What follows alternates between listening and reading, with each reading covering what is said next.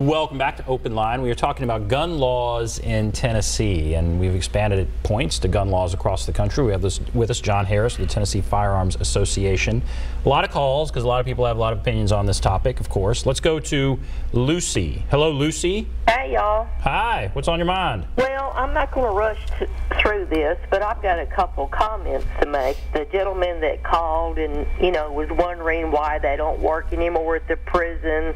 I remember the prison farm, and I remember all that stuff. And they don't work anymore. I think the main reason is you have to hire more guards, and the more guards you hire, the more it cuts into your profit margin.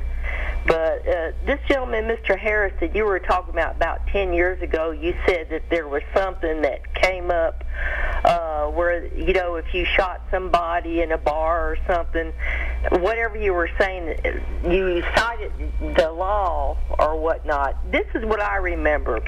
I think it was during Governor Lamar Alexander's reign, they passed a law which was called Class X crimes, automatic 10-year prison sentence if you robbed a convenience store or robbed a bar anywhere where they were serving alcohol is what it was. And I think that was a way to curb people robbing a lot of these places, because I remember when they had the heroin epidemic in the late 60s and through the 70s, and by the end of the 70s it was the cocaine epidemic. Right. A lot of people were out robbing people, doing foolish things to get money for dope.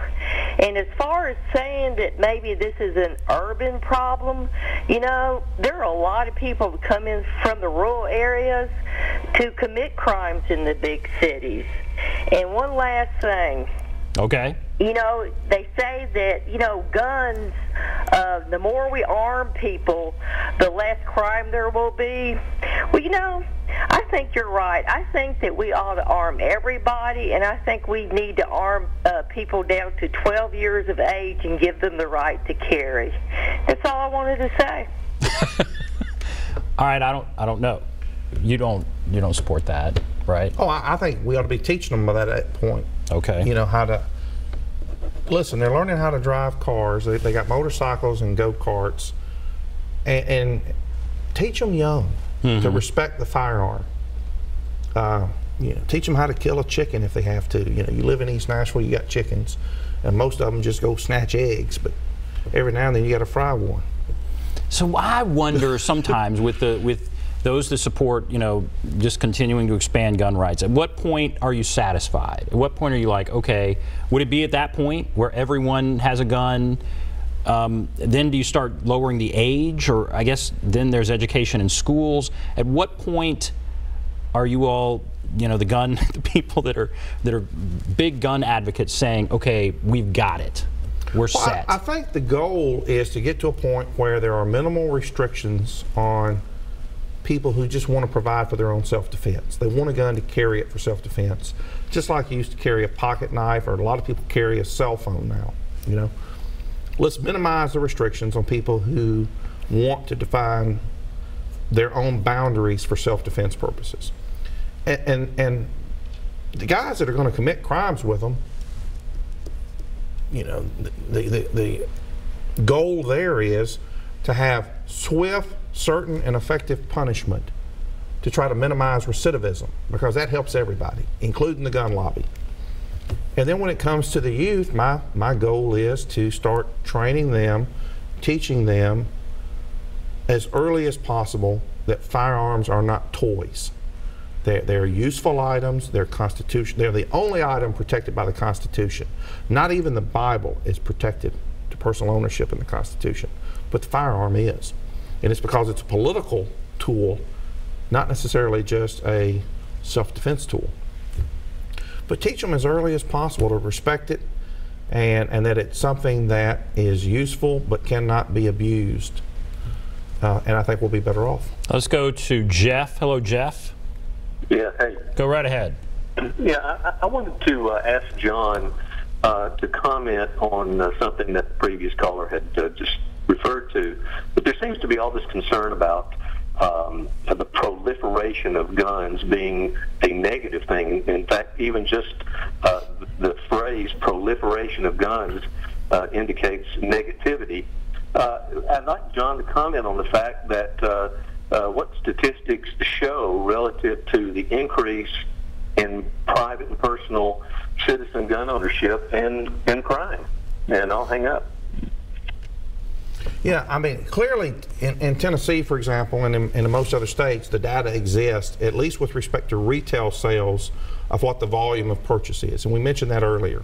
In Tennessee, according to TBI data, there's over 300,000 transactions a year for purchases. And that could be more than one gun per purchase, but there's at least 300,000 a year, which tells us that there's a lot of demand for guns.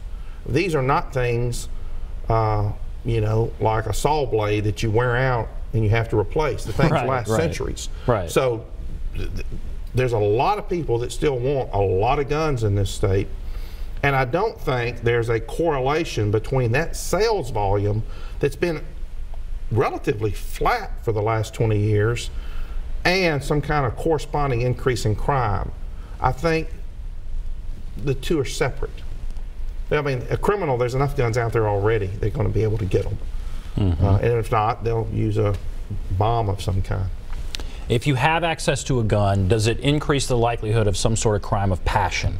Everybody has a gun and then they get upset in a road rage thing, and that's the argument you hear. Does it increase the likelihood that somebody turns what would have been a fist fight into a gunfight? You know, that was an argument that at the time Representative Doug Jackson made back in 95 and 96 when he was serving in the House, and Senator Jackson, a Democrat from Dixon, believed that if we let all these citizens carry guns, we're going to have road rage shootings and we're going to have more violence from people who you just got mad.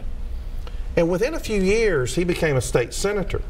And he came to us, and to Ben West in particular, the rep from Donaldson, and he said, I was wrong. Y'all have convinced me that my concerns about what would happen if we let more people carry guns, I was mistaken.